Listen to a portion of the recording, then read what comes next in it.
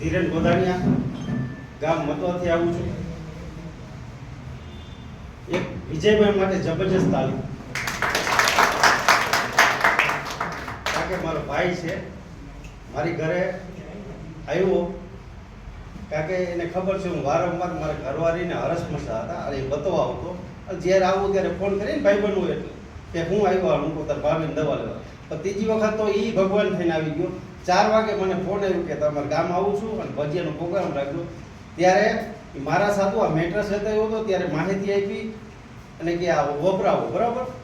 એ વપરાવાની ચાલુ કરી. જે 4 વર્ષથી આ દવા લઈ થઈ ગયો હતો અને કોરોના વખતે કોરોના પણ મારા ઘરવાળી થઈ ગયો હતો.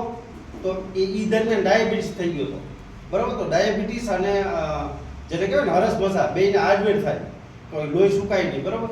પણ તમે માનશો નહીં, ધર્મ સોગન ખાવું 13 દીમાં એ હરસમસા આવી ગયા એવા 13 દી બરાબર.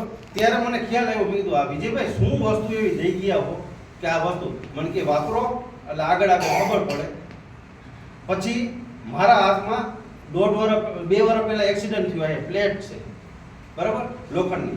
હવે અહીંયા એવું છે કે લાંબો ઈસ્ક્રૂ લાગવાથી આ જે નખ અંગૂઠાની નસ દબાતી હતી. એટલે કોઈ પણ કામ કરવું હોય ને, અમે મિસ્ત્રી છે, કોઈ પણ કામ કરવું હોય ને હાથ પકડવાનું કાંઈ વસ્તુ હોય તો આમ પકડવું હોય ને તો એમ લાગે કે હમણાં હાથમાંથી પડી જાય કારણ કે અંગૂઠો કામ કરતો નહીં બરાબર. તો કીટ આ તે પટો હું સતત પહેરી રાખતો અને પહેરી જ રાખું છું. એનાથી મને એવન 25 દીમાં આ સેન્સર મળવાનું ચાલુ થઈ ગયું. 25 દી પછી ખબર નથી મારો અંગૂઠો કામ કરવા માંડ્યો. જોયું તો કાંઈ એવું ખાલી ચડતું એવું લાગતું નહોતું. ડૉક્ટરે તો મને ઓપરેશન કરવાનું કીધું હતું કે ઈસ્ક્રૂ કાઢવું પડશે. તો આનું જબરજસ્ત રિઝલ્ટ આવ્યું. તે પછી અમે શરૂઆત કરી કે કોકને વાત કરવી. કારણ કે એક માનવનો સ્વભાવ છે કે આપણી ઘરે સારું થાય ને તે પછી આપણે કોકને કહી બરાબર.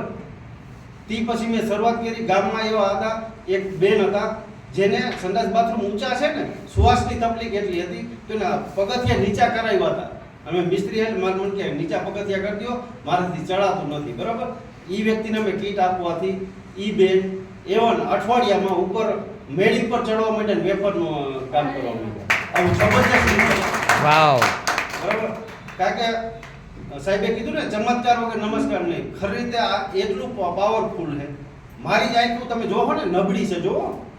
પણ વિજયભાઈ મને એક સલાહ આપી, ધીરેનભાઈ આ પાણીનો ફૂલ ઉપયોગ કરજો. તો સવાર સાંજ કોગરાના જે આંખું ધોવી ને હું આનેથી ધોવું. આમાં નંબર ચેક કરાવ્યા હતા ને તો વધારે આવ્યા હતા. એ નંબર પણ ઘટી ગયા છે. આ તો મારી જાબર આંખ છે પણ આમાં નંબર બહુ ઘટી ગયા. વાવ. Thank you.